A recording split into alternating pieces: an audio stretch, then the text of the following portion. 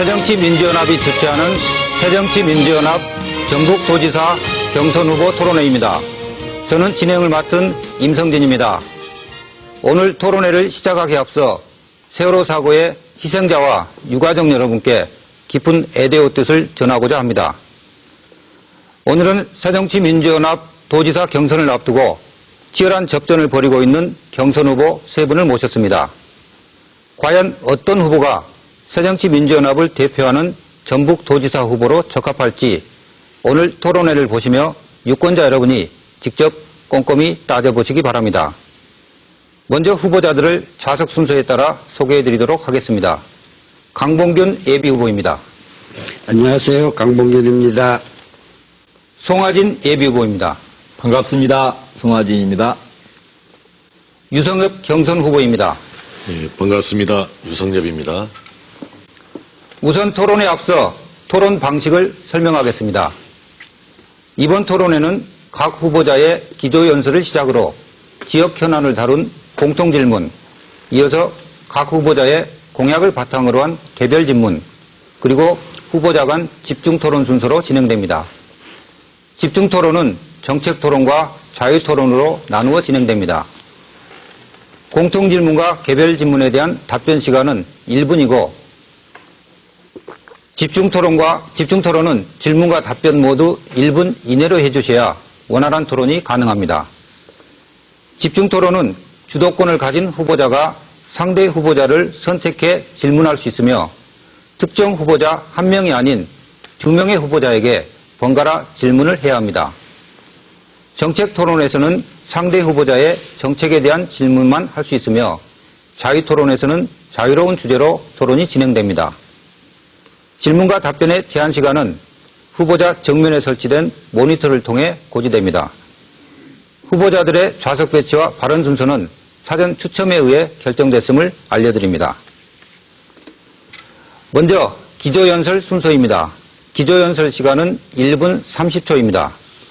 순서에 따라 먼저 강봉균 후보 기조연설 시작해 주시죠. 먼저 세월호 참사로 희생된 분들과 유가족 여러분들에게 심심한 애도의 말씀을 드립니다.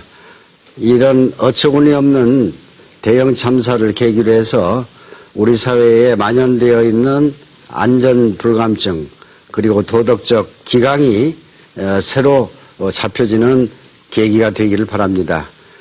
지금 6.4 지방선거가 한 달이 앞으로 다가왔습니다마는 우리 전북은 정당 후보 공천을 둘러싸고 정말 이게 공정하게 치러질 수 있는 것인지 많은 우려가 나타나고 있습니다.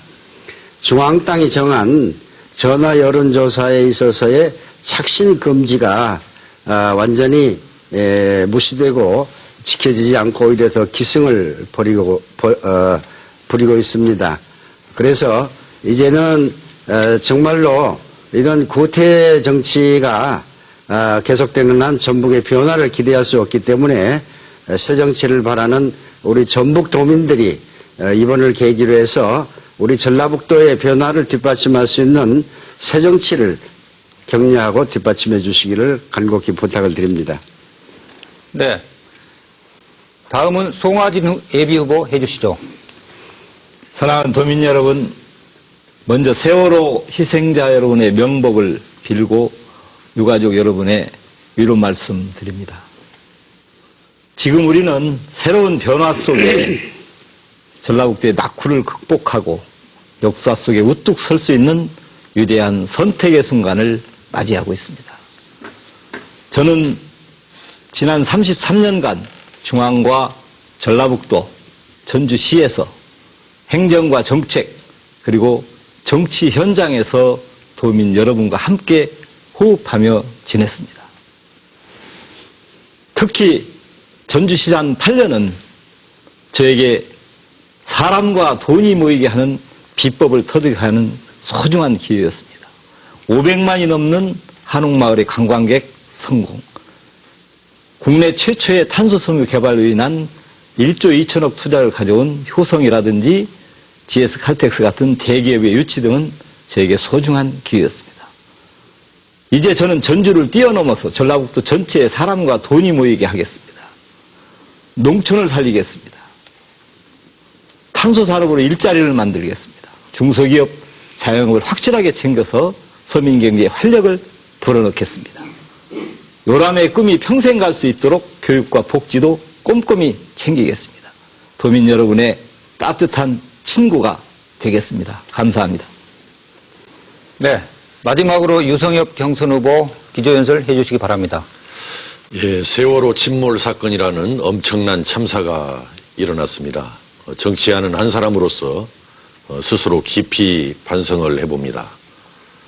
또한 엄청난 희생을 당한 분들께 심심한 위로의 말씀을 드리고 또 그분들께 명복을 빌고자 합니다. 우리 전북 심각한 위기 상황입니다. 중병을 앓고 있습니다. 전주시 2년간에 걸친 버스 파업, 교통정책 무정부 상태였습니다. 20년을 훌쩍 넘긴 새만금 사업, 도민들의 애간장만 녹이면서 지지부진하기만 합니다. 이러한 상황은 좀 더 열심히 일한다고 해서 또 중앙으로부터 사업이나 예산을 좀 더 많이 가져온다고 해서 해결될 그런 상황이 아닙니다. 전북의 기본 틀과 운영 방식을 획기적으로 확 바꿔야 전북이 변화하고 살아날 수 있다고 생각합니다. 저 유성엽은 중앙과 지방에서 또 정치와 행정에서 나름대로 최선을 다하며 지금까지 살아왔습니다. 제가 가진 그러한 경험, 저력, 여건을 10분 살려서 전북을 바꾸겠습니다. 전북의 운명을 바꿔보겠습니다. 감사합니다. 네. 그럼 이제 본격적인 토론으로 들어가겠습니다. 각 후보자께서는 상대 토론자에 대해 지나친 인신공격이나 비방 발언은 삼가해 주시기 바랍니다. 첫 번째 질문은 공통질문으로 시작하겠습니다. 먼저 전라북도 대중교통에 대한 후보자들의 정책을 들어보겠습니다. 답변 시간 1분입니다. 질문 드리겠습니다. 이번 6.4 지방선거에서 버스 공영제 등 대중교통 정책이 핵심 쟁점으로 떠오르고 있습니다. 특히 전북 지역은 시내버스 파업으로 시민들의 불편이 커왔던 만큼 안정적인 버스 운영에 대한 도민들의 기대 수준이 높습니다. 교통복지를 실현할 수 있는 버스 운영 방안에 대해서 자신의 정책을 말씀해 주시기 바랍니다. 답변 순서는 송하진, 유성엽, 강봉균 예비후보 순서입니다. 먼저 송하진 후보 말씀해 주시기 바랍니다. 예. 역시 대중교통 정책에서 가장 1순위는 농어촌과 같은 교통 소외 지역 그리고 장애인 같은 교통 약자들의 불편을 해소하는 것이 1번이라고 생각합니다. 지금 전라북도에서는 500m가 정류장까지 넘는 곳이 150개가 있습니다. 따라서 전화만 하면 가까운 정류장까지 모셔다 드리는 콜버스, 콜택시 제도를 운영해 볼까 합니다. 또한 통학을 편리하게 하기 위해서 통학택시도 함께 도입을 하겠습니다. 요즘 많이 논란이 되고 있는 공영제는 저는 전주시장 8년 동안에 엄청나게 검토하고 고민해 왔습니다. 또한 재원이 엄청나게 소요됩니다. 따라서 버스 회사나 시군의 재정 여건 등을 판단해서 상황별 판단을 해서 공영제 도입 여부를 판단하게 될 것입니다. 버스 노선도 합리적으로 개선하고 서비스 개선에도 최선을 다해서 교통 편의를 제공할 것입니다. 네. 다음 유성엽 후보 답변해 주시죠. 역시 버스 공영제가 저는 정답이다 이렇게 생각을 합니다. 도와 시군 합쳐서 매년 500억, 600억 원을 지원하고도 전라북도 버스 만족도는 최하위를 기록하고 있습니다.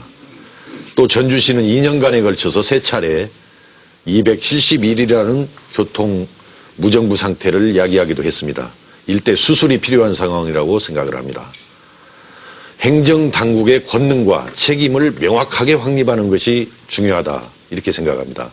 또 나아가서는 현재 그 불합리한 버스 노선을 합리적으로 개편을 해서 부실 방만 운영을 바로잡아야 한다 이렇게 생각합니다. 이렇게 가기 위해서는 버스 공영제가 정답입니다.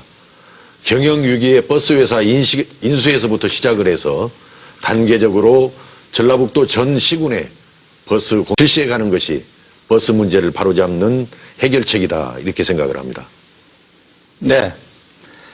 네, 두 분은 현재 선관위에 예비후보로 등록이 돼 있고, 한 분은 국회의원 신분 때문에 아직 예비후보 등록이 안 돼 있습니다만은 편의상 앞으로 세 분의 호칭을 후보로 이렇게 불러드리겠습니다. 다음은 개별 질문 시간입니다. 각 후보자별로 내세우고 있는 공약에 대해서 질문 드리도록 하겠습니다. 아직 죄송합니다. 제가 진행, 끝으로 강봉균 후보 답변이 빠졌습니다. 죄송합니다. 강봉균 후보 답변해 주시죠. 우리 전라북도의 중심인 전주시는 정말 대중교통 시스템이 아주 전국에서 최하위다, 아주 나쁘다 이러기에 우리 시민들의 느낌입니다. 또 우리 전라북도는 이제 자가용을 타면은 어디든지 1시간 이내면 다 갈 수 있는 거리인데도 대중교통 시스템이 안 돼 있기 때문에 우리 전북 지역이 통합되고 있지 않습니다. 그래서 도지사가 할 수 있는 이 광역 교통 시스템을 빨리 구축해야 됩니다. 그래서 광역 순환버스를 도입을 해서 요금도 단일화하고 무료로 환송도 할 수 있고 또 어려운 노인이나 그다음에 학생들한테 대해서는 교통 쿠폰제로 도와주는 이런 걸 하면서 준공영제 수입과 지출은 공공기관이 감시 감독가 돼 경영은 버스 회사한테 넘기는 게 맞겠습니다. 네. 시청자 여러분께 사과드립니다. 제가 호칭 안내해드리다가 잠깐 순서를 놓쳤습니다. 다시 한번 죄송한 말씀 드립니다. 다음은 개별 질문 시간입니다. 각 후보자별로 내세우고 있는 공약에 대해서 질문 드리도록 하겠습니다. 답변 시간 역시 1분입니다. 먼저 유성엽 후보께 질문 드리겠습니다. 신재생에너지 정책을 전북의 역점 사업으로 추진하고 탈원전 시범 지역도 추진하겠다고 공약을 하고 계신데요. 정부의 정책적 지원 없이는 사실상 힘든 부분이 많습니다. 신재생에너지 보급 확대 방안과 재정 마련 문제 등 공약 실현을 위한 구체적인 방법에 대해서 말씀해 주시기 바랍니다. 에너지 문제는 국가적인 과제이기도 합니다만은 우리 전라북도가 한번 능동적으로 나서보자 이런 취지에서 제안을 했던 사항입니다. 사실 우리 전라북도는 신재생에너지 산업을 전략산업 중에 하나로 제시를 하고 추진을 하고 있습니다만은 우리 도내 전역에 곳곳에 신재생에너지 시설을 보급한다면은 우리 전라북도의 에너지 문제를 해결해 나가면서도 신재생에너지 산업을 육성하는 효과도 있을 것이다 이렇게 생각합니다. 저는 에너지 자립 가구, 에너지 자립 건물, 에너지 자립 마을, 에너지 자립 기업으로 해서 보조사업보다는 융자사업을 통해서 이 에너지 문제를 해결하겠다 이런 보관을 가지고 있습니다. 한 2조 원 정도 융자가 이루어진다면은 8년 정도 걸쳐서 충분히 해결이 가능하다.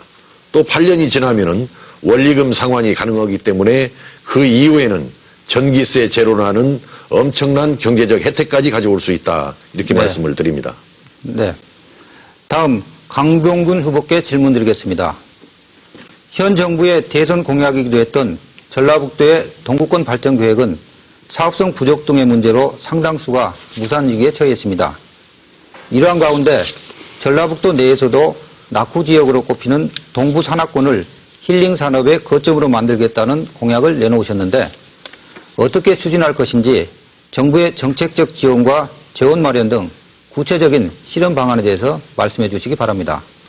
남원, 임실, 모주, 진안, 장수, 순창 이런 동부의 6개 지역은 지리산, 덕유산 국립공원을 안고 있기 때문에 이런 천연 산림 자원과 그 지방 특유의 농산물, 축산물, 그 다음에 원예, 과일 이런 것을 잘 활용을 해서 힐링 산업을 우리가 육성할 수 있습니다.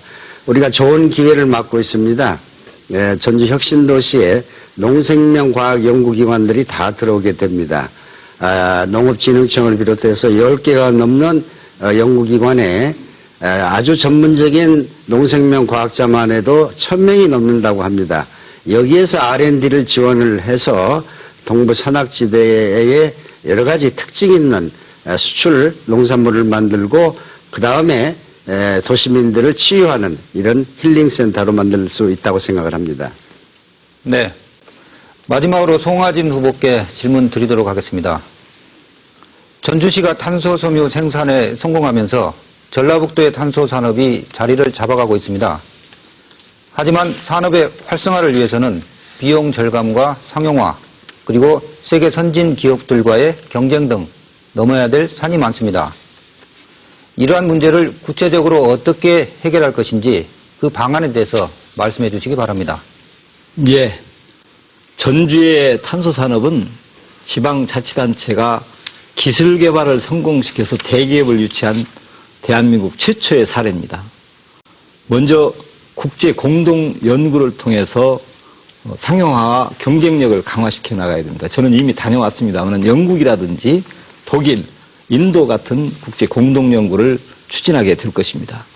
또한 가격 경쟁력을 위해서 대량 생산 체제를 구축해야 되는데 이미 효성이 1공장을 설립한 데 이어서 제2, 제3의 공장을 설립하게 될 것입니다.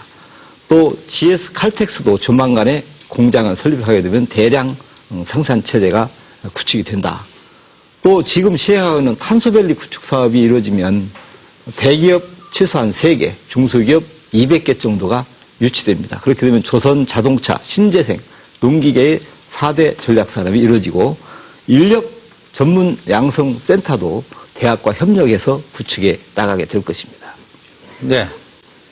그럼 이번에는 각 후보자의 공약을 점검해보는 시간 갖도록 하겠습니다. 후보자들께서는 자신의 주요 공약을 발표해 주시기 바랍니다. 특히 당선이 된다면 지역을 위해 어떤 일을 최우선적으로 할 것인지, 그리고 실현을 위한 구체적인 방안은 무엇인지 제시해 주시기 바랍니다. 공약 제시는 매니페스토 5대 원칙인 이유, 목표, 방법, 재원, 그리고 소요 기관에 맞춰서 해주시기 바랍니다. 발언 시간은 1분 30초입니다. 먼저 강봉균 후보부터 시작해 주시기 바랍니다. 우리 전북 경제를 살리는 최대의 관건은 뭐니 해도 젊은 청년들에게 좋은 직장을 구해주는 것입니다. 좋은 직장은 좋은 기업들이 제공해 줄 수 있습니다. 우리 전북에 좋은 기업들이 오게 하려면은 새만금 산업단지와 같은 인프라가 잘 갖춰진, 그리고 값이 수도권의 10분의 1밖에 안 되는 이런 산업단지를 서둘러서 조성을 해야 됩니다. 이러기 위해서 국가 예산도 많이 가져와야 된다고 생각을 합니다. 그 다음에 우리가 관광산업을 중요시해야 될 텐데 새만금에는 부안 쪽에 300만 평의 관광단지를 설정해 놓고 아직 착공도 못하고 있습니다. 최근에 중국의 고소득층들이 우리나라에 의료관광을 많이 오고 있습니다. 이러한 손님들을 겨냥을 해서 관광단지를 만들고 우리 전라북도 전 지역을 관광벨트화하면은 거기에서 또 좋은 일자리가 생겨난다고 봅니다. 그 다음에 일자리를 만드는 또 하나의 열쇠는 역시 전북의 농업을 재래 전통농업에서 한 단계 뛰어넘는 농생명 과학 중심으로 개조해 나가는 것입니다. 이것은 국내 시장뿐이 아니고 광활한 중국 시장과 일본 시장까지도 우리가 넘나 볼 수 있는 이러한 농업 수출 전쟁 기지를 전라북도에 만들면은 일자리가 늘어나고 인구가 늘어나고 소득이 늘어날 것입니다. 네. 다음은 송하진 후보 말씀해 주시기 바랍니다. 저는 우선 사람과 돈이 모이는 전라북도, 관광객 1억 명 시대 도민소득 2배, 그리고 탄소 기업 200개는 반드시 이뤄내겠습니다. 먼저 탄소 산업입니다.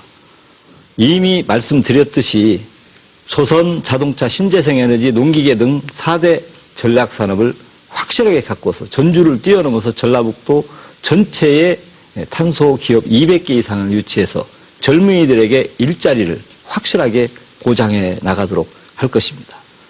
또한 한옥마을의 성공에서 볼 수 있듯이 각 시군별로 사람이 찾아오는 대표적 관광명소 하나씩을 확실하게 구축해 나갈 겁니다. 또한 각 시군 간의 연계 시스템을 구축해서 토탈 관광 시스템을 만드는 겁니다. 전라북도 안에 들어오면 전라북도 안에서 구경하고 잠도 자고 먹고 이렇게 놀고 갈 수 있는 토탈 관광 시스템을 만드는데 이걸 위해서 저는 관광 패스라인을 실시해. 또 전라북도가 가장 잘할 수 있는 것은 역시 농업입니다. 농촌에도 농산물을 생산하고 식품을 가공하고 체험 관광을 통해서 앞으로 한국적인 농산어촌 체험마을을 2018년까지 10개소 이상을 확대해서 성공 여부를 봐가면서 최대한도 사람이 찾아오는 농촌으로 만들어 나가는데 최선을 다할 것입니다. 네. 다음 유성엽 후보 말씀해 주시기 바랍니다. 먼저 무엇보다도 우리 전라북도의 미래 비전과 발전 전략을 근본적으로 재검토, 재정립을 하는 일이 시급하다 이렇게 생각을 합니다. 우리가 1등할 수 있는 일이 있습니다.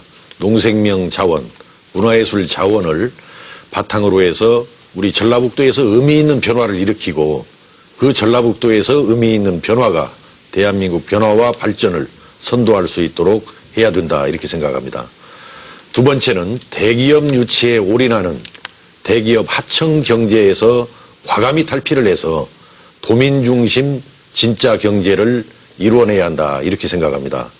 그런 의미에서의 가장 중요한 일은 향토기업, 지역의 중소기업들을 잘 일으키고 육성을 해서 중견기업으로 성장해 나갈 수 있도록 하는 것. 이것이 좋은 일자리 정책이기도 하다라는 점을 거듭 강조를 합니다. 그런 의미에서 공설운동장에 롯데백화점, 롯데왕국이 들어오는 것은 전면 백지화를 하겠습니다. 마지막이 앞에서도 말씀드린 신재생에너지 시설을 전라북도 곳곳에 전역에 보급을 해서 전기세 제로의 전라북도를 만들어내는 것이고 또 하나 전라북도 전체 면적의 55%가 산지입니다. 아주 진전된 산지 자원화 사업을 통해서 전라북도의 가치를 전라북도 땅의 가치를 10배 이상 높여놓겠다. 이것이 제가 역점으로 추진하는 정책입니다. 지금 여러분께서는 새정치민주연합이 주최하는 전북도지사 후보 경선 토론회를 보고 계십니다.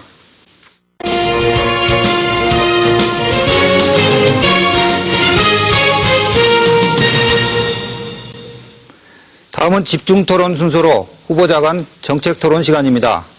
서로의 정책을 바탕으로 보다 열띤 토론이 진행되길 기대합니다. 그럼 토론 방식 설명해 드리겠습니다. 주도권을 가진 후보자는 총 3번의 질문을 할 수 있습니다. 먼저 한 명의 상대 후보자를 선택해 질문을 하시고 답변을 들은 후에는 나머지 다른 후보에게 다음 질문을 해야 합니다. 그리고 마지막 3번째로 두 상대 후보 중 한 사람을 정해 재질문을 할 수 있습니다. 질문과 답변의 제한 시간은 1분입니다. 이번 집중토론은 정책토론으로 정책에 대한 질문만 하실 수 있습니다. 순서에 따라 송하진 후보부터 시작해 주시기 바랍니다. 예, 먼저 우리 유성엽 후보님께 질문을 드리겠습니다. 우리 유 후보님께서는 인문관광 전략에 상당히 비중을 많이 두시고 동부 상강권 관광 개발에 대해서 관심을 많이 갖고 있는데 한번 자랑을 하고 많이 계시는 그 옥정호 상수원 보호구역을 지정을 했습니다. 그런데 그 이후에 오히려 이제 임실 군민들은 재산권 침해다, 지역개발에 소요된다 해서 이제 이걸 해제했으면 좋겠다, 뭐 이런 얘기를 하고 있거든요. 또 국민권익위원회에서도 권고를 하고 있습니다. 또 도에서도 용역을 지금 실시해서 일부는 해제하는 방안을 이렇게 제시하기도 하고 있습니다. 여기에 대해서 한번 의견을 좀 제시해 주셨으면 좋겠습니다. 옥정호 상수원 보호구역 문제, 당시 한 7년간 끌어왔던 문제를 제가 정말 밤잠을 새가면서 지역 주민들과 토론을 해가면서 풀어냈던 기억이 새삼스럽습니다. 사실 옥정호 상수원 보호구역 문제는 그 댐이 만들어진 지 오랜 세월이 흘려서 이 지정을 해야 되는 문제다 보니까 그 어려움이 상당히 많았었습니다. 사실은 지정을 안 해도 다른 대안을 가지고도 얼마든지 접근할 수 있는 그런 사안이었다 이렇게 생각을 하는데 사실은 옥정호 상수원 보호구역 뒤에 부안댐이라든지 동화댐이라든지 용담댐 문제가 있었기 때문에 옥정호 상수원 보호구역 문제를 좀 무리를 해서라도 지정하지 않을 수가 없었다 이런 점을 말씀을 드리고 그러나 지금 현재 도에서도 아까 용역을 해가지고 상수원 보호구역 범위를 적절하게 조정하는 그런 방안들이 검토가 되고 있기 때문에 현실을 충분히 감안해서 적절하게 조정해낼 필요가 있다 이렇게 생각을 하고 제가 도지사가 되면은 결자 해지의 자세로 옥정호 상수원보구역 문제를 아주 능동적인 대안을 가지고 풀어내겠다 이렇게 말씀을 드립니다. 네, 다음 질문 해주시기 바랍니다. 우리 강봉균 의원님께 말씀드리겠습니다. 우리 강봉균 후보님께서는 그 전라북도 정책을 좀 많이 베꼈다고 그럴까요?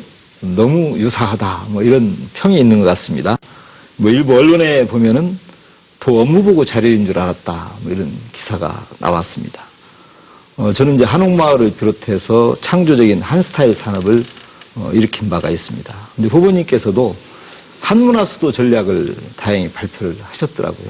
뭐 전라북도 입장에서는 소중한 공약이다 저는 이렇게 생각합니다. 그런데 이게 창조전북이라는 책자에 보면 189페이지를 보면 거의 그대로 베껴진 공약입니다. 뭐 있을 수 있는 얘기라고 봅니다만은 고민한 흔적은 과연 있는 건지 또 후보님만의 좀 더 독창적이고 창조적인 차별화된 한문화수도 전략은 무엇인지 뭐 이런 것들 왜 또 그런 현상이 일어났는지에 대해서 좀 말씀을 한번 해주셨습니다. 우리가 문화유산을 살려내서 그걸 기초로 우리 지역에 일자리도 만들고 또 관광도 많이 유치하는 것은 아주 바람직한 일이라고 생각을 합니다. 그러나 우리 송하진 후보가 말씀하시는 것처럼 이 한문화를 가지고 우리 전라북도의 일자리 문제를 다 해결할 수 있다고 하는 것은 너무 낙관적인 생각이 아닌가. 예를 들면 관광만 하더라도 이 한옥마을에 지금 500만의 관광객이 몰려든다고 하지만은 우리 전주 시민들은 과연 한옥마을이 저대로 해서 우리 전북의 관광 중심지의 역할을 할 수 있을까 많은 의문을 제기하고 있습니다. 지금 주차장도 제대로 없기 때문에 이게 뭐 음식점만 많이 늘어나고 저게 얼마나 지속적으로 관광 효과가 있을까. 그런 것은 고쳐야 된다 생각을 합니다. 못다시 말씀은 다음 뒤에 이어지는 토론에서 말씀해 주시기 바랍니다. 송하진 후보께서는 한 번의 질문 기회가 더 갖고 계십니다. 아니 방금 제가 강봉원 의원님께 질문은 이게 이미 기존에 나와 있는 창조전북이라는 책자에서 공약이 그대로 베껴진 상태로 제가 보니까 거의 그대로 베껴져 있습니다. 제가 알고 있기로는 한문화, 한옥마을 하는 거는 지금 김한주 지사 때 큰 프레임이 만들어진 거 아니겠습니까? 사람들은 전주시장보다도 그게 김한주 지사가 시작한 사업이다 이런 얘기들을 제가 많이 들었어요. 제가 질문에 드린 데 대해서 답을 자꾸 피하시는데 지금 공약을 현재 도지사가 했던 것 중에서 다른 거는 이어가야 된다. 부분을 좀 창조적으로 제시하는 것만이 오히려 도지사님으로서 자질이 아닌가 저는 이런 생각이 고민을 하지 않았다. 이렇게 저는 생각하는 겁니다. 글쎄요. 저는 지금 어떤 거가 창조적인 건지 지금 송하진 후보가 얘기하는 한문화 수도에 대한 것도 별로 창조적이라고 할 수 없는 게 이게 전통문화라는 것은 뭐가 하늘에서 떨어지는 새로운 게 있는 게 아니거든요. 이제 책자에서 그대로 베낀 거죠? 베낀 게 아니고요. 지금 현재 도지사가 했던 것 중에서 자랑하는 것은 이어가는 게 온당하지 전혀 다른 방법으로 검증도 되지 않은 방법으로 간다는 것은 문제가 있다. 시간이 넣어야 되지 않을까? 시간이 다 됐습니다. 네, 이번엔 유성엽 후보 차례입니다. 질문해 주시기 바랍니다. 지금 유 의원 말씀을 잘 들어보면은 경제 문제를 아주 편향된 이념의 잣대로 보는 것 같은 인상을 받습니다. 오늘 아까 토론에서도 이제 전라북도는 대기업을 가까이 해서는 안 된다. 중소기업 중심으로 발전을 해야 된다. 이런 말씀을 하시는데 지금 우리 도내에 있는 청년들이 들어가고 싶어하는 기업은 세계적인 경쟁력이 있는 대기업이 중요하지. 이게 무슨 문화, 생명 이렇게 좋지요. 이념적으로는. 그런 기업들이 많은 일자리를 만들어내는 게 아닙니다. 자, 그러면 대기업이라는 거는 무슨 효과가 있느냐. 세계 시장을 개척하는 능력을 가지고 우리 국내에서 많은 중소기업들과 협업 관계를 유지해서 중소기업이 발전하는 것이지 세계 시장을 갖지 않는 적은 중소기업들에 의해서 일자리가 만들어지는 게 아니거든요. 네. 자, 세무조사도 마찬가지예요. 네, 저 답변 시간 다 됐습니다. 정상- 유승희 후보께서는 두 후보 중 한 분을 선택해서 재질문하실 수 제 있습니다. 질문은 그죠. 정상적인 뭐 대기업이라면은 뭐 문제가 되겠습니까? 중소기업에 대해서 횡포를 너무 부리는 부분들을 방치하고 있어서 문제죠. 송하진 후보님께 다시 마지막 질문을 드리겠습니다. 그 종합경기장을 롯데한테 주어가지고 좀 개발하는 그 문제인데 저는 이것이 한 두 가지 점에서 크게 잘못되었다 이렇게 생각하거든요. 첫째는 재벌 대기업의 유통시장 진출은 막을 수 있으면 막아야 됩니다. 그런데 도민의 성금으로 조성한 공설운동장을 주면서까지 대기업 유통시설이 들어와 달라라고 하는 것은 지역 상권을 초토화시키는 것을 방치하는 일이었다.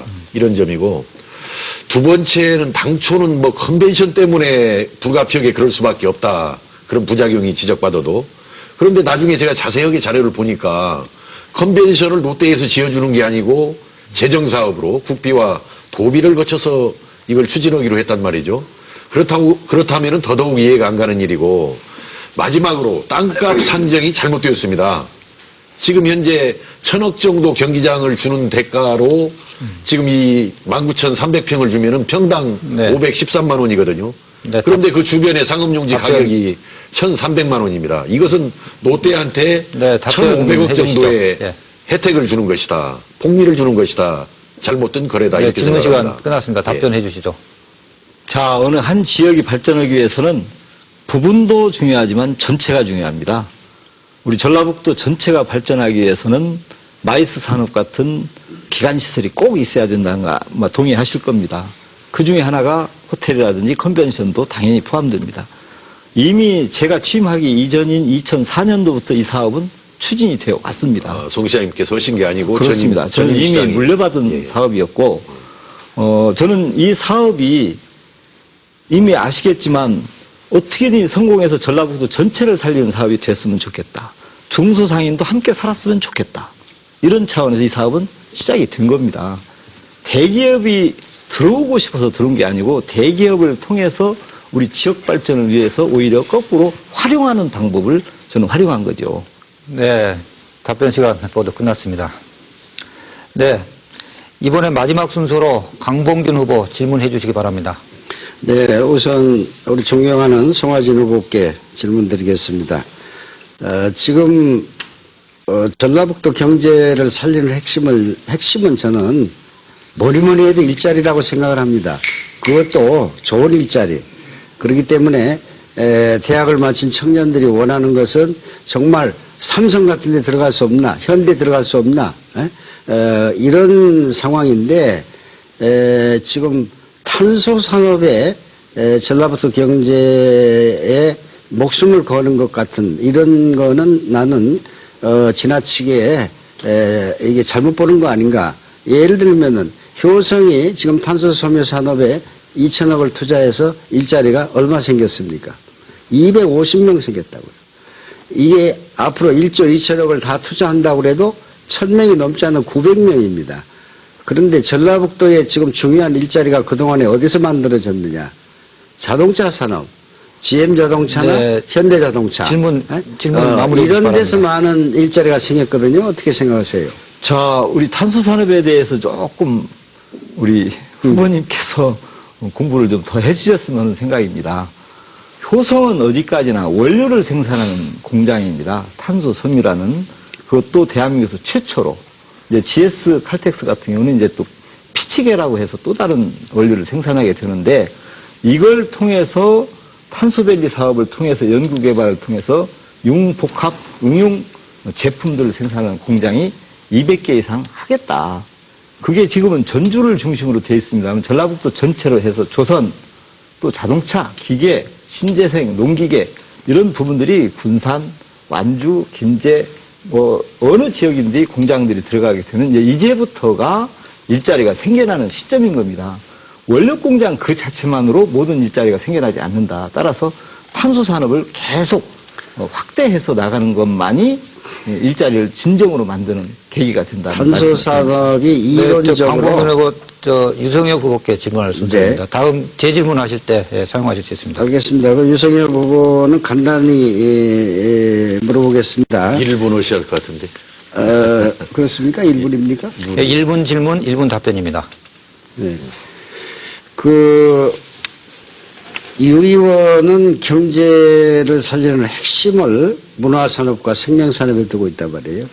자, 그럼 문화산업이라는 것은 여러 가지 넓은 의미에서의 예술, 문학, 이런 인문학의 범위를 다 하는데 여기에서 우리가 먹고 살려면은 어떻게 그게 경제적 가치를 만들어내고 소득을 만들어내느냐. 예술 같으면 공연을 통해서 아니면 작품을 통해서 이렇게 생겨나는데 지금 우리 전라북도만 하더라도 이런 예술대학 이런 걸 전공하는 사람들이 전라북도에 있는 오케스트라 단원들을 제가 어제 만났어요. 다 외국 유학까지 갔다 온 분들이에요. 질문 한 달에 얼마 타느냐? 60만 원 탄대요. 그렇기 때문에 문화산업이라는 건 다른 산업에 융합을 해야 효과가 나는 거지 대기업을 무시하고 문화산업 자체로서 고용효과가 나겠는가? 이게 질문입니다. 참 좋은 질문을 주셨습니다. 아까 60만 원 받는데 이것이 가능하겠냐라는 말씀인데 60만 원을 받게 만들지 말고 600만 원을 받는 그런 상황을 만들어가는 것이 제가 지향하는 문화산업 육성의 어떤 목표다 이렇게 말씀을 드리면서요. 지금 21세기 문화의 시대라고 합니다. 또 우리 전라북도가 가장 그래도 내세울 수 있는 것이 문화예술의 자산이다. 저는 이렇게 생각을 하거든요. 그래서 문화예술 자산을 바탕으로 해서 문화산업으로 예술산업으로 일자리를 창출하고 소득을 만들어가자. 이것이 제가 갖고 있는 어떤 목표입니다. 이제 문화산업이라는 게요. 여러 가지 어떤 문화예술 그 자체도 하나의 산업이라고 볼 수 있겠지만은 문화예술을 바탕으로 한 어떤 영상, 콘텐츠, 또 관광산업이 사실은 문화산업과 연결이 될 수 있는 이런 부분이거든요. 근데 문화산업 육성마저도 대기업과 결합이 안 되면은 육성이 안 된다. 이런 관점은 대단히 구시대적인 사고고 정말 아니란 사고다. 이렇게 모르겠어요. 아주 낭만적으로 경제를 보는데 이거는 강봉 재질문 하시는 걸로.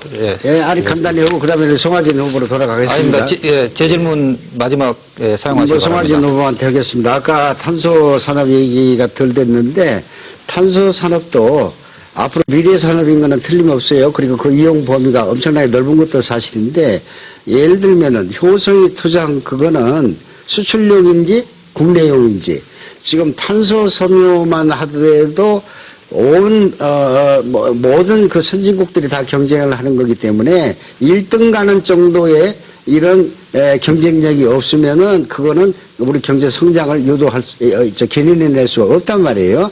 그런데 효성에서 하는 거는 지금 가동이 되고 있는데 뭐가 나오지를 않아요. 수출용인지 내수용인지. 그렇기 때문에 도레이 예를 들어볼게요. 도레이 같은 거는 세계적인 수준의 탄소 섬유 산업이기 때문에 이거는 분명히 우리 전라북도에 유치하면은 많은 일자리를 만들어낼 수 있는데 그걸 전주시장 때 반대를 하셨단 말이에요. 이게 앞뒤가 맞는 것 같지 않아요. 질문 시간 다 사용하셨습니다. 1분 내로 답변해 주시기 바랍니다. 제가? 네, 그렇습니다. 송하진 후보 답변입니다. 국내 기술로 효성이 도레이 수준의 버금가게 기술 개발에 성공한 겁니다. 도레이사가 세계 최고인 것 분명합니다. 기왕이면 우리 국내 기업을 키워서 우리의 여하를 전략하는 전략으로 가야 된다. 그런데 도레이를 거꾸로 들여와서 하겠다? 저는 그 부분에서는 동의하지 도레이는 않고요. 이미 우리에 와 있는 거예요. 우리 아니고 기업이 이미 여기다 구미시에 도레이사가 올 때는 와서는 안 될 시점에 왔던 겁니다. 그렇기 때문에 효성을 오히려 키워서 국내 기업을 키우면 여하 전략이 엄청나게 하고 있고 이미 효성 제품들은 해외로 수출이 활발하게 이루어지고 제가 알기로는 거의 24시간 풀 가동하는 걸로 이렇게 파악이 되고 있기 때문에 이게 국내 기업도 아직 활용하는 단계까지 가게 되면 엄청난 파급 효과를 가져오고 일자리 창출에 기여할 것이다. 이렇게 시간이 모두 지났습니다. 미처 말씀하지 못한 내용들은 다음 이어지는 토론에서 질문하시기 바랍니다. 지금 원활한 진행과 공정성을 위해서 제한된 시간을 사회자가 엄격히 지킬 수밖에 없습니다. 후보자들께서 이 점 충분히 고려하셔서 말씀해 주시기 바랍니다. 이번엔 지역 현안을 짚어보는 공통질문 두 번째 순서입니다. 후보자들의 농업정책에 대해서 질문 드리도록 하겠습니다. 전라북도는 예로부터 농도로 알려져 왔습니다. 최근 농생명 산업의 기반이 구축되면서 도약의 발판이 마련되고 있는 듯 합니다만 농산물 수입 개방과 중소농민과 농촌 발전을 위한 적극적인 전략이 필요한 상황입니다. 전북 농업의 경쟁력 강화를 위한 방안에 대해서 말씀해 주시기 바랍니다. 답변 시간 1분입니다. 이번엔 유성엽 후보부터 말씀해 주시기 바랍니다. 예, 그 노벨 경제학상을 받은 사이먼 쿠치네츠 교수는요, 농업을 살리지 않고 선진국이 된 나라는 지구상에 어디도 없다 이런 말씀을 했습니다. 그래서 농업을 살리는 일은 우리 농업 농촌을 위해서도 필요한 일이지만은 우리 대한민국의 선진국 진입을 위해서도 필요한 일이다. 그런데 다행히 우리 전라북도는 농생명 분야에 아주 특장을 지니고 있기 때문에 우리 전라북도가 앞장서서 대한민국의 농업을 한번 선도해보자 이런 취지입니다. 첫째는 겨울철 이모작 100% 시행을 통해서 사료 문제를 해결해서 축산업을 육성을 해야 된다. 또 축산업을 경정농업으로 연결하는 순환 복합영농으로 생산체제를 대폭 개편을 해야 한다. 이렇게 말씀을 드리고, 두 번째는 유통의 문제 해결이 중요합니다. 그래서 저는 전라북도 유통공사를 설립해서 유통 문제를 능동적으로 풀어낼 것입니다. 마지막이 중국 시장을 겨냥한 수출농업, 적극적인 자세를 가져야 한다고 생각합니다.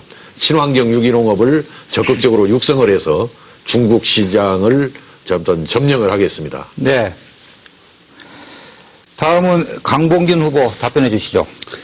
우리 농업 내지는 농민들의 공통된 고민은 뭔가 값을 제대로 받을 만한 작물을 많이 재배하면은 값이 폭락하는 이런 문제가 항상 끊이지 않고 있습니다. 그래서 우리 전라북도의 그 재래 농업을 위해서는 산지 유통을 아주 활성화하고 시군들이 뭔가 경쟁력 있는 통합 마케팅 시스템을 만들어 주도록 해야 되겠다. 그리고 이게 기술 집약적인 시설 농업을 통해서 수출 농업으로 육성해 나가야 되겠다. 이렇게 생각을 하면서 국내 시장에서도 이런 로컬 푸드 체계를 구축해 나가는 게 중요하고요. 더 중요한 거는 새롭게 우리가 전북을 농생명 과학 중심으로 만드는 겁니다. 이거는 유성엽 의원도 말씀하셨습니다만 중국의 고소득층을 겨냥한 아주 친환경 고급 농산물을 만들어내는 기지를 전라북도에 구축하면 되겠다 이렇게 생각을 합니다. 네, 다음은 송하진 후보 답변해 주시기 바랍니다. 예. 먼저 사람 찾는 농촌, 제값받는 농업, 그리고 보람 찾는 농민을 만드는 것이 농촌 정책의 핵심이라는 생각이 듭니다. 사람 찾는 농촌을 만들기 위해서는 아까도 말씀드렸습니다마는 체험, 관광 이런 것들이 모티브가 돼서 전북 슬로우 푸드 마을이라든지 또 농산어촌 체험 마을이라든지 이런 것들을 해서 계속 찾아오게 만드는 일이죠. 또 제값을 받는 일도 매우 소중합니다. 전라북도가 가장 강점이 농업입니다. 전라북도형 농식품 브랜드를 만들어내는 거죠. 그렇게 되면 가장 건강하고 안전한 먹거리가 전북에서 나온다. 신선농산물 수출물류센터도 그런 일환주입니다. 거기에다가 FTA 등에 대비해서 기초농산물 국가 수매제도 한번 긍정적으로 검토할 노력을 할 필요가 있다. 또 보람 찾는 농촌을 만들기 위해서 문화복지 수준을 높여나가는 일, 인력이라든지 또는 재보험료 지급이라든지 이런 부분들도 함께 힘차게 노력하는 것이 매우 중요하다는 생각을 갖습니다. 네.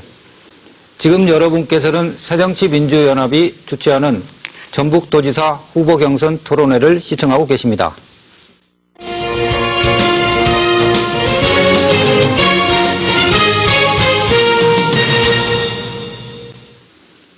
자, 이제 두 번째 집중 토론 시간입니다. 이번 집중 토론은 정책 토론에 이어 후보자 주도의 자유 토론 시간입니다. 주도권을 가진 후보자가 자유롭게 상대 후보자를 선택해 질문과 보충 질문을 할 수 있습니다. 그러나 특정 후보자 한 사람에게만 질문할 수는 없으며 주도권을 가진 후보자는 정해진 5분 동안 상대 후보자들과 질의응답을 할 수 있습니다. 각각의 질문과 답변은 1분 이내로 해주시기 바랍니다. 그럼 송하진 후보부터 시작해 주시기 바랍니다. 우리 유성엽 후보님께 뭐 저는 유성호 후보님과 매우 친숙한 사람으로 다 알려져 있습니다. 말씀하십시오. 2002년에 전봉준 장군이 100년 만에 다시 깨어난다면이라는 책자 기억하시죠? 예. 저도 가지고 있습니다. 거기 보면은 우리 저에 대해서 매우 호감 어린 표현을 많이 했죠.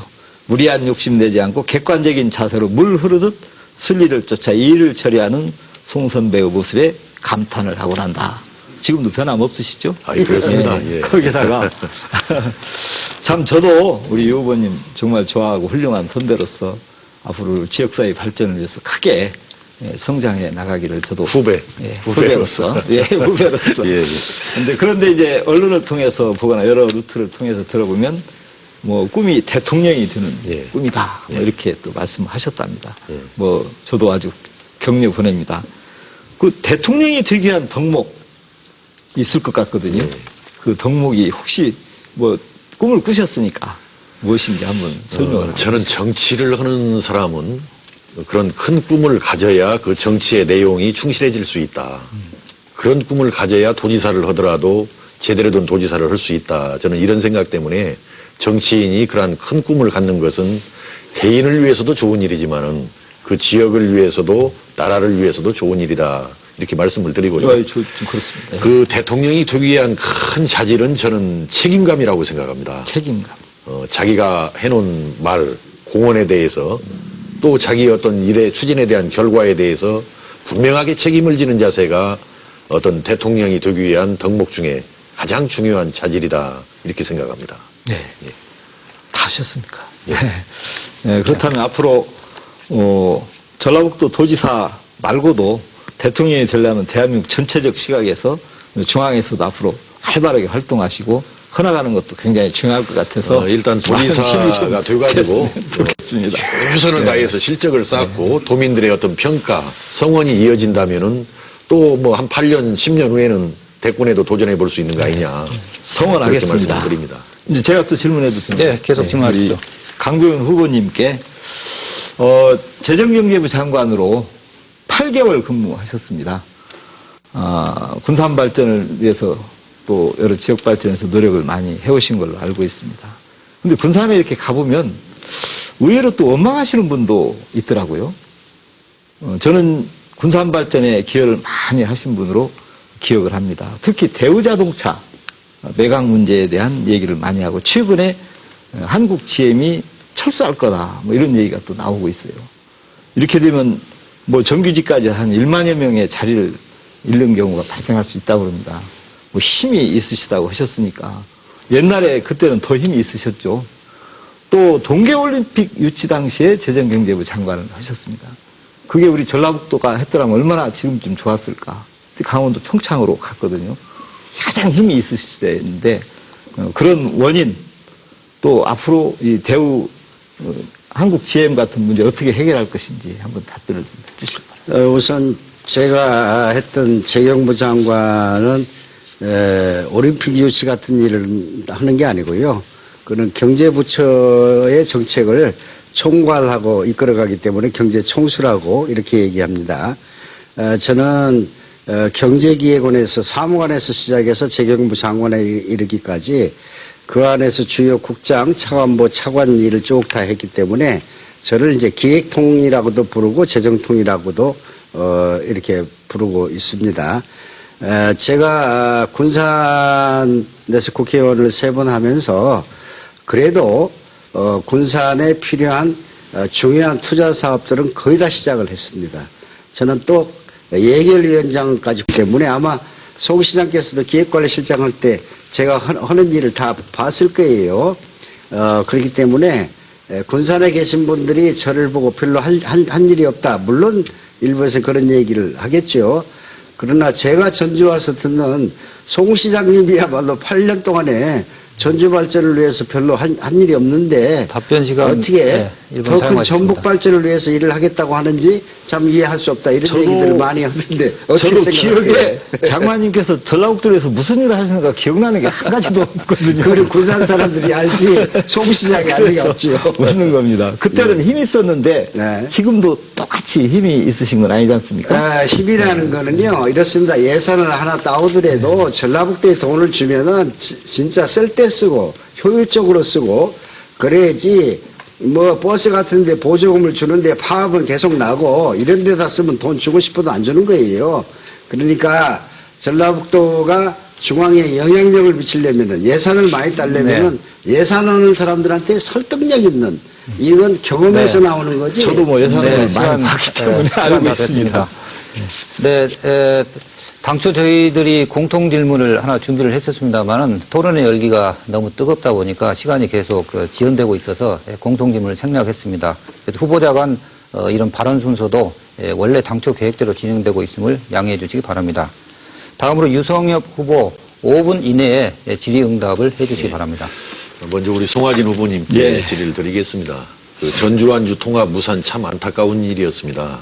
그러나 그 이전에도 그 과정에서도 안타까운 일이 참 많았다. 그때 우리 송 후보님께서는 통합이 되더라도 통합시장을 하지 않겠다. 그러면 통합이 안 되면 어떻게 할 거냐라는 기자들의 질문에 정치적인 책임을 지겠다라고 하셨는데 전주시장에 나가지 않고 도지사에 나서는 것이 정치적인 책임을 지는 것이냐에 대해서는 많은 사람들이 어리둥절합니다. 책임 정치의 실종 아니냐 이런 어떤 지적까지 있습니다. 그러나 그것보다도 더더욱 좀 이해가 안 가는 게 통합이 확정되기도 전에 전주 완주 통합청사 설계비 21억 4천만 원 포함해가지고 25억 6천여만 원을 정말 부당 어찌 보면 불법적으로 집행을 해버렸습니다. 혈세를 허공에 날린 전형적인 정말 무책임 조치였다 이렇게 봐지는데요. 25억 6천만 원 저는 개인적으로도 변상을 해야 될 책임이 있다 이렇게 보는데 변상할 용의가 있습니까 없습니까 거기에 대해서. 자, 뭐 전주완주 통합 찬성하십니까? 아니 그러니까 제가 그 문제는 보니까 뭐 찬성이냐 반대냐 아니, 이 그동안 문제를 떠나서 논지를 보니까 예. 전주완주 통합에 대해서 매우 부정적으로 아니 그 문제 지금 여기서 그 문제가 중요한 게 아니고 제 말씀 제가 그 답변 문제가 아니고 중이니까 답변해 주시기 저는 바랍니다. 변상을 책임이 답변을 있지 지금 않냐. 제가 답변 중입니다. 아니 그러니까 그 정확하게 묻는 것에 전주완주 답변을 통합에 해주셔야죠. 반대를 해오셨는데 네. 안 되면은 원하는 대로 되셨지 않습니까? 근데 저한테 지금 책임을 묻고 계시고 찬성을 하신다면 그동안 통합을 위해서 한 번이라도 나섰었는지 의사표현 아니 했는지 그건 정확한 지금 또 답변이 하나, 아닙니다. 또 뭐냐면은 하나 지난번에 말씀드려야 그거는 되는 거기까지만 예, 듣겠습니다. 제가 말씀드리는데 아니 거기까지만 답변을 주민이 원하는 것을 하는 아닙니다. 것이 송 후보님, 시장의 역할인데 지금 제가 그 주도권을 가지고 질문을 하는 거니까 자, 변상 책임이 느끼느냐 안 느끼느냐 질 거냐 안 질 정책을 거냐 하다 보면 예. 지금 이 부분은 거의 다 저희가 회수할 수 있도록 법적 장치가 다 돼 있고 110% 아니 뭐 설교회사로부터 25억 다 받아낼 수 있습니까? 완주군으로부터 받습니다. 이미 갔던 아니 그러니까 것을 완주군은 그러면 설교회사로부터 받아낼 수 있습니까? 그것은 없습니까? 완주군의 얘기고 전주시의 예산을 그건 제가 너무 무책임한 보냈는데 답변이죠. 그다음에 제가 드리는 것은 이 거대한 거기까지만 사업을 그러면 하는 데 있어서 거기까지만 듣겠습니다. 저는 거기까지만. 경전철 같은 사업을 통해서 아니, 엄청나게 수천억의 예산을 또 절감했던 사례를 그러니까 또 남이 시민들이 그러니까 나도 괜찮다 기억을 하고 있기 나도 때문에 괜찮다라는 것은 좀 이미 잘못된 반환을 부분이고요. 받도록 다 법적 절차 진행 중에 있기 때문에 예, 문제가 되지 거기까지만 않는다. 이런 듣겠습니다. 말씀을 제가 드립니다. 강봉균 후보님께 질문을 드리겠습니다. 어제 제가 그 JTV 토론에서 강 후보님께서 2012년 19대 총선에서 민주통합당 공천을 받지 못하고 그 정계를 은퇴하셨다. 공천을 받지 못한 이유가 후보님과 아들의 병역 기피 의혹도 있다고 알려졌다. 이렇게 말씀을 드리면서 그 해명을 요구를 했었습니다. 그런데 제가 질문을 좀 더 드리겠습니다. 강 후보님께서는 어제 답변을 하실 때 어떻게 답변하셨냐면은 본인의 경우에는 보충력이었는데 영장 소집이 오지를 않아서 어떻게 하다 보니까 그냥 넘어갔다. 제2국민역으로 갔다. 이렇게 답변을 하셨고 아드님 문제에 대해서는 처음에는 해외 유학 이렇게 말씀을 하시다가 나중에는 아드님이 미국에서 살기를 원하다 보니까 그렇게 되었다. 병역을 이행하지 않게 되었다. 이렇게 말씀을 하셨단 말씀이에요.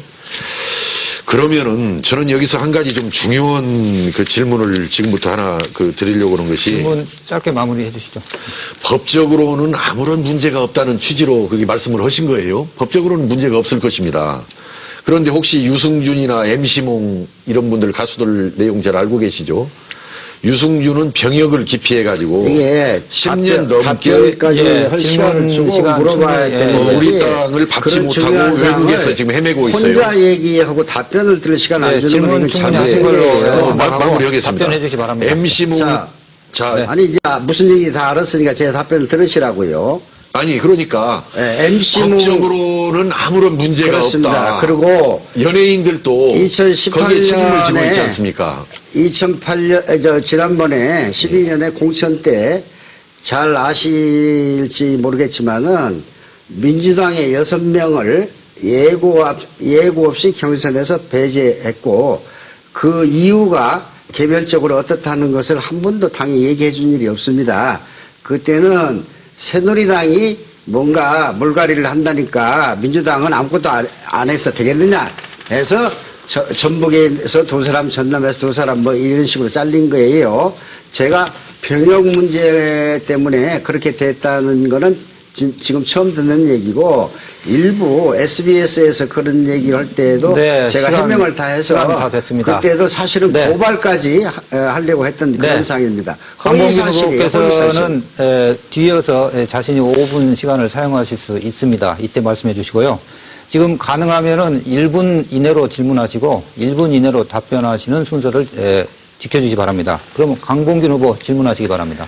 저는 우리 전라북도가 지금 본선거를 한 달여 앞두고 당 후보 경선도 상당히 혼미를 거듭하고 있는데 그 가장 큰 원인이 저는 정말로 공정한 경선이 이루어질 수 있겠는가 여기에 있다고 봅니다.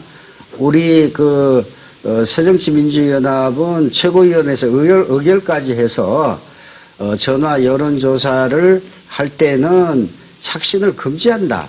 이렇게 경선 룰에다가 명시화를 했음에도 불구하고 이게 제대로 시행되겠느냐 하는 문제가 제기되니까 지금 전라북도에서는 엄청난 이게 착신 현상이 일어나고 있다. 착신 연결 건수가 무려 12만 6천 개나 된다.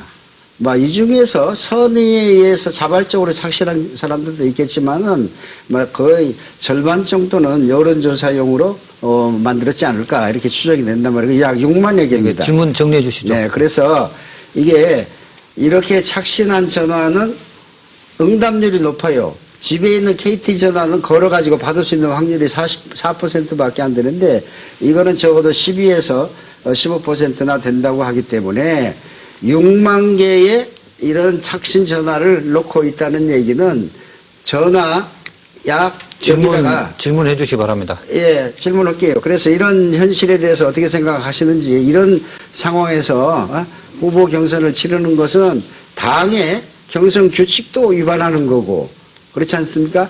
본선을 무색하게 하는 이러한 그 본선에서 그 유권자들이 자유투표할 수 있는 권한까지도 빼뜨려가는 이런 아주 여론 조작 행위가 심각하다고 생각하는데 어떻게 생각하십니까? 송하진 후보. 그렇습니다. 송하진 후보. 네. 이 질문을 왜 저한테 하는지를 제가 잘 모르겠습니다. 지금 공정 경선에 혼미를 거듭한다는 얘기는 저는 전혀 혼미를 거듭하게 한 원인을 제공한 사실이 없습니다. 오히려 우리 강봉현 후보님께서 자꾸만 근거도 없는 이야기들을 계속 주장을 하면서 경선 룰도 결정되지 않게 만들었기 때문에 여기까지 온 거거든요. 제가 볼 때는 하루바삐 일단 룰을 정해서 우리 지방선거가 본궤도에 올라가도록 당이 해주는 것이 대단히 중요하다. 저는 이 부분에 대해서 제가 어떤 이유를 대거나 변명을 해야 될 이유가 하나도 없다. 오히려 빨리 변명할 게 없으면 하루바삐 정상궤도로 아무 관련이 없다고 좋겠다는 얘기를 말씀을 제가 드리는 겁니다. 시중에서 사람들이 하는 얘기를 경청을 해. 왜 지난 몇 달 동안에도 여러 후보자들이 여러 기관에서 여론조사를 하는데 왜 들쭉날쭉을 하는지, 왜 특정 후보 지지율만 급격히 올라가는 수도 있고 이러는지, 그런 걸 두고 시중의 사람들은 이거는 분명히 불공정한 게 있다 이렇게 다 얘기를 하는데, 그런 상황에서 적어도 여론조사 효과를 35% 내외나 조작할 수 있는 이런 현실 앞에서 어떻게 전화 여론조사를 하겠느냐. 저는 이런 의문을 답변해 주시죠. 근거가 없이 자꾸 우리 당의 모습을 안 좋게 비치게 하는 역할을 지금 후보님께서 하고 계시거든요. 제가 볼 때는 우리 당은 지금 잘 가고 있다라고 하는 게 좋고, 나의 지지율이 낮은 것을 나무 탓을 돌리지 말고 나로부터 원인을 찾아서 선거도 도민 속으로 파고 들어가는 선거를 했으면 좋겠다. 이런 생각이 들고 우리 민주당이 하루바삐 정상 궤도를 찾아서 갈 수 있도록 우리 후보님께서도 이게 좀 냉정을 시간이 드립니다. 시간이 1분 남았기 때문에요. 네, 이번에는 유성엽 후보께 질문하셔야 됩니다. 한 후보에게만 누가 계속 답변해도 이거는 다 같은 그리고 문제 이 갈래를 좀 타주셔야. 그래야 또 남은 시간 이 의원 어떻게 생각하시는지 뭐 그렇게 말씀하실 수 있을 거예요. 저는 뭐 이게 착신- 어제 오늘의 문제가 아니에요. 네, 그럼 유성엽 후보가 답변하는 걸로 하겠습니다. 착신 전환으로 인한 그 여론의 왜곡 문제는 그 민심을 도둑질하는 것이다. 저는 이런 관점에서 그걸 누가 했느냐 문제를 떠나서라도 이 문제는 도려내야 할 문제다. 그렇습니다. 뭐 이번 선거뿐만 아니라 앞으로도 이 문제에 대해서는 제대로 가려서 정확하게 정리를 해줘야만이 정치 발전 여기에 도움을 줄 수 있다 이렇게 생각해서 그 착신 전환 문제는 철저하게 도려내고 경선이 진행이 돼야 된다 이렇게 생각을 합니다. 그렇습니다. 지금 말씀하신 것처럼 당이 정한 규칙을 무시하는 이런 행위는 정말 당이나 선거관리위원회나 검찰이나 경찰이 공정선거를 네. 위해서 엄격히 이건 파헤쳐서 네. 정말 선거 무효를 시간 다 됐습니다. 시키는 이런 조치가 필요하다고 그렇습니다. 생각합니다. 예. 예. 네, 토론장의 열기가 아직 뜨겁습니다만 아쉽게도 오늘 토론 여기서 마무리해야겠습니다. 토론을 정리하며 마지막으로 각 후보자의 마무리 연설 듣도록 하겠습니다. 연설 시간은 2분입니다. 발언 순서는 기조연설의 역순입니다. 그럼 유성엽 후보의 연설부터 듣도록 하겠습니다. 예, 오늘 토론을 해보니까 전북의 갈 길이 명확해졌습니다. 문화와 생명의 길로 전북의 미래를 열어야 합니다. 또 대기업 유치에 목을 매는 대기업 중심 하청 경제에서 이제는 도민 중심 진짜 경제로 가야 합니다.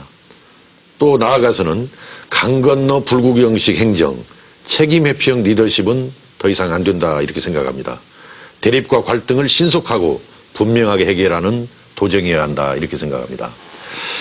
사실 우리 송하진 후보님 여러 가지 그 좋은 점을 많이 가지고 계시고 또 열심히 하시는 분입니다만은 중앙정치 경험이 없다라는 점이 앞으로 도정을 맡았을 때 바깥 살림을 과연 잘해낼 수 있을 것인가 하는 그런 많은 우려를 지적받고 있습니다.